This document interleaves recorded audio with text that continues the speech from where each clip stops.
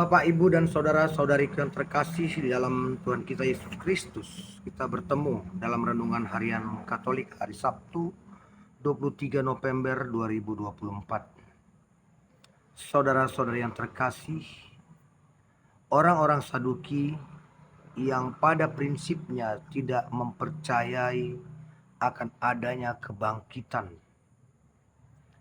Mereka menguji Yesus dengan pertanyaan yang cukup sulit tentang seorang wanita yang menikah dengan laki-laki 7 bersaudara.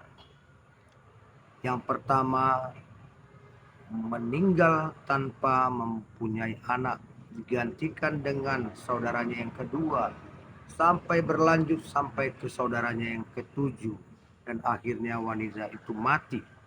Dan orang Saduki bertanya kepada Yesus, nanti setelah di alam kebangkitan, siapakah yang menjadi suami dari perempuan itu? Saudara-saudaraku yang terkasih, orang Saduki tidak percaya dengan kebangkitan. Sebenarnya bukan hanya orang Saduki.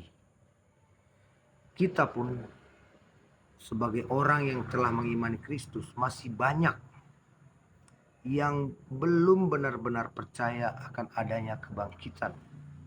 Mungkin dalam ucapan kita mengakui adanya kebangkitan, namun dalam perbuatan sesungguhnya begitu banyak kita yang tidak percaya dengan kebangkitan. Karena ketidakpercayaan itulah maka sebagian besar umat Kristen, saya tidak menyebutkan umat-umat lain, umat Kristen dalam kehidupannya hanya terfokus pada sukacita dunia. Bagi dia, saat menemukan sukacita dunia itu sudah cukup. Mengapa saya katakan sudah cukup? Sebab dengan itu banyak orang Kristen tidak peduli dengan iman, tidak peduli dengan cara apa dia memperoleh sukacita dunia itu, walaupun dengan cara mengorbankan iman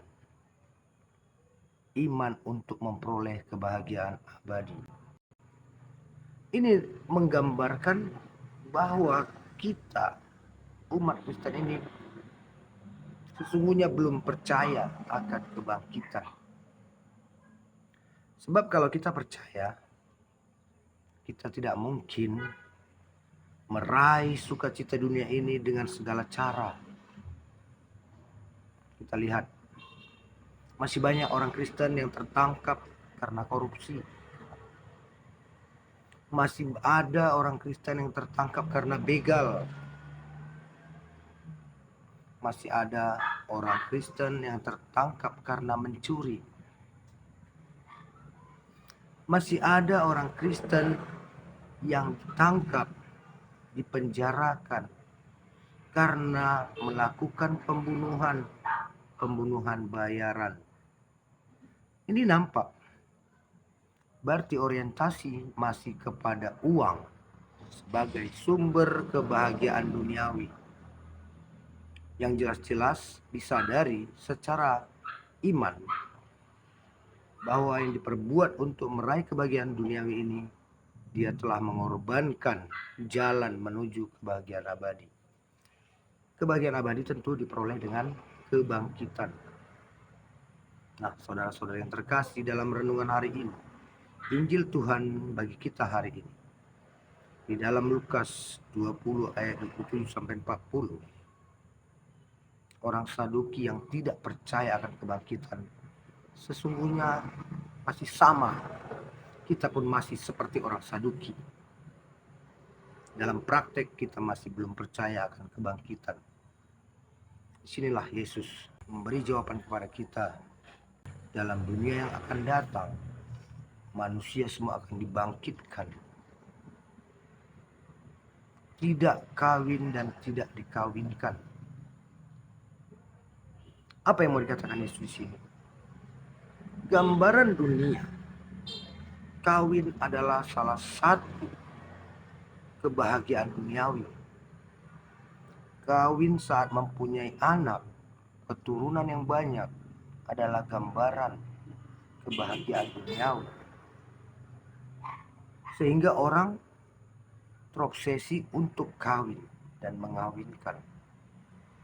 Namun setelah di surga ternyata semua itu tidak ada. Tidak ada yang kawin dan tidak ada yang dikawinkan. Lalu timbul pertanyaan. Karena pemikiran kita secara duniawi itulah kebahagiaan. Kawin, punya harta, punya kuasa. Lalu saat di surga nanti semua itu tidak ada. Lalu bagaimana kebahagiaan itu saat kebangkitan nanti? Kebahagiaan menurut iman kita Katolik setelah kebangkitan, itulah yang disebut dalam gereja Katolik Visio Beatifica, melihat dengan kebahagiaan. Saat kita bertatapan langsung dengan Allah, kita akan merasakan kebahagiaan yang sempurna, kebahagiaan yang tidak pernah hilang, kebahagiaan yang terus hidup saat kita bertatapan langsung dengan Allah. Dan di sana kita tidak lagi merasakan kebahagiaan yang fana. Seperti saat kita di dunia, kita akan merasa bahagia saat memiliki barang baru. Namun seiring waktu barang baru itu menjadi barang usang dan kebahagiaan itu pun usang. Namun dalam kebahagiaan di surga setelah kebangkitan, kita tidak akan menemukan kebahagiaan yang seperti itu. Kebahagiaan itu akan kekal adanya. Saat kita bertatapan muka dengan Allah, kebahagiaan itu pun akan kita rasakan sebagai kebahagiaan yang kekal. Gambarannya adalah saat kita berhadapan dengan Allah di surganya, tidak sama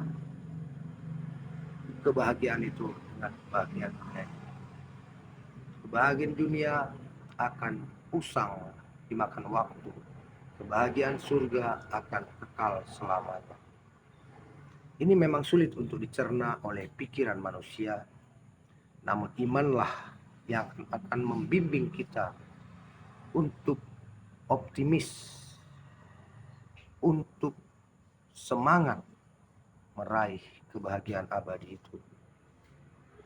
Kita tidak boleh berpatokan kepada logika kita sekarang dunia ini, tapi kita harus coba ikut berpikir secara iman pada Allah yang telah menyediakan semuanya bagi kita. Nah, saudara-saudaraku yang terkasih, lewat renungan hari ini kita diajak untuk berpikir, untuk berbuat, meraih kebahagiaan abadi itu.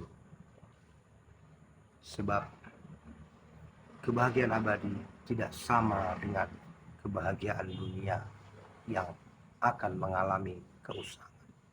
Semoga dengan renungan hari ini, iman kita untuk meraih kebahagiaan abadi itu semakin diteguhkan dan kita semakin percaya akan keselamatan, kehidupan abadi yang telah disediakan Allah bagi kita yang percaya kepadanya. Amin. Tuhan memberkati.